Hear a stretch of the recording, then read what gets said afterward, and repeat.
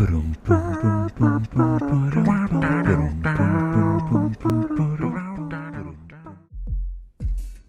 what's up everyone?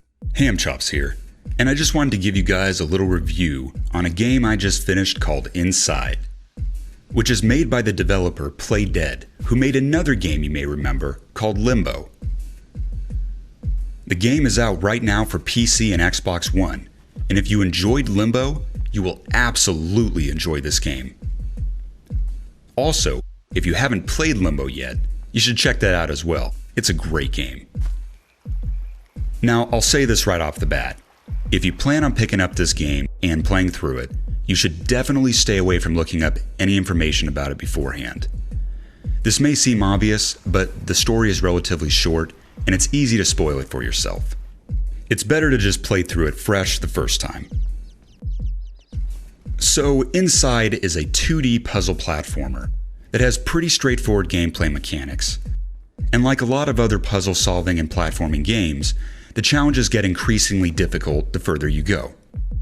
They never get too hard though. There's definitely some tricky puzzles in the game, but you'll be able to progress without too much trouble. They've put in a really good checkpoint system, so you won't ever get stuck for too long, even on the harder puzzles.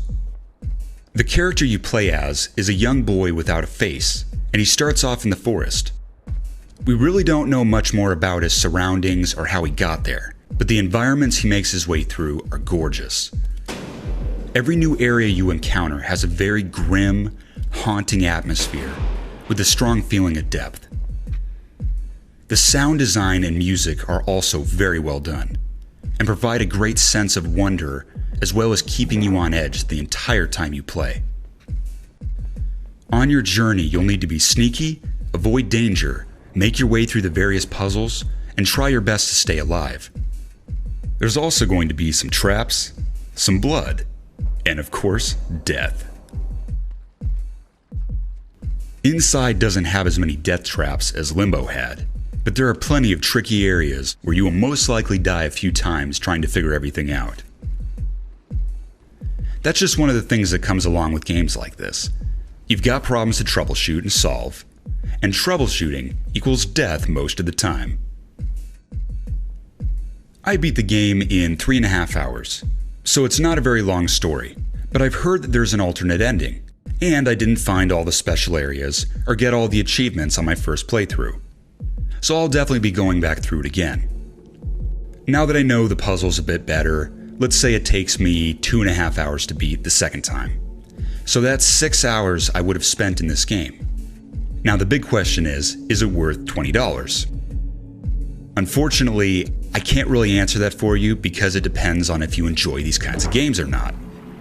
For me, I really enjoyed Inside, and $20 for a potential 6 hours of fun and making my way through a great short story, I can't really complain.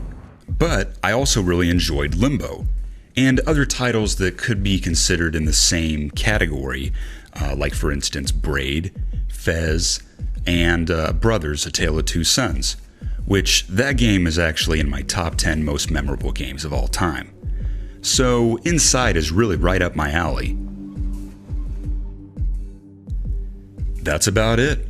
Thank you all very much for watching, and if you enjoyed this video and want to see more content like this in the future, please let me know. And if you decide to pick up this title, I hope you have a great time playing through it. This has been a Hamm-tastic review. I hope you all have a great day, and I'll see you on the next one.